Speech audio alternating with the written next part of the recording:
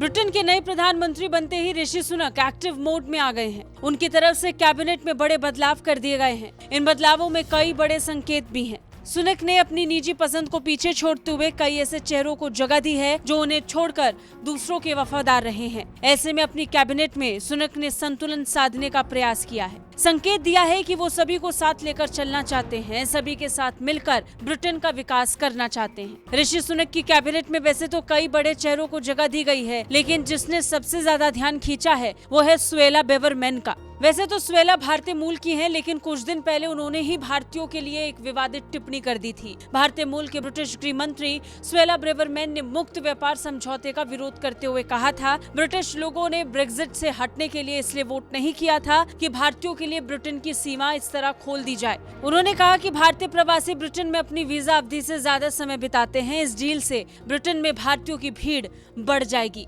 लेकिन सुनक ने अपने कैबिनेट में उनकी वापसी करवा दी है। उन्हें एक बार फिर गृह मंत्री का पद दे दिया है। इसी तरह सुनक ने अपनी कैबिनेट में जेम्स क्लेवरली को भी जगह दी है। वो इससे पहले ट्रस्ट के मंत्रिमंडल में भी शामिल थे। अब सुनक ने उन पर भी भरोसा जताया है।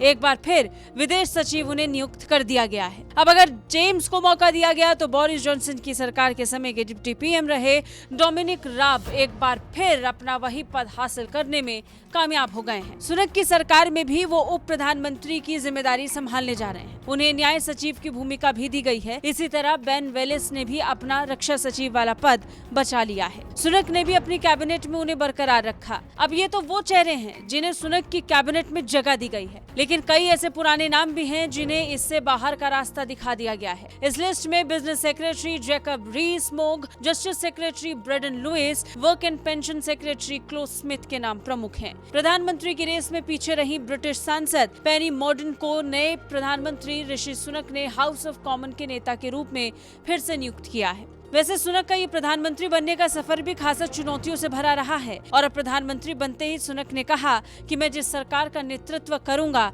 उसके हर स्तर पर ईमानदारी, व्यावसायिकता और जवाबदेही होगी और मैं दिन रात काम करूंगा।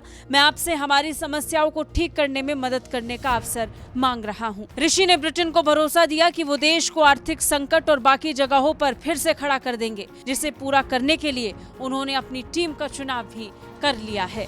ब्यूरो रिपोर्ट, भारत तक।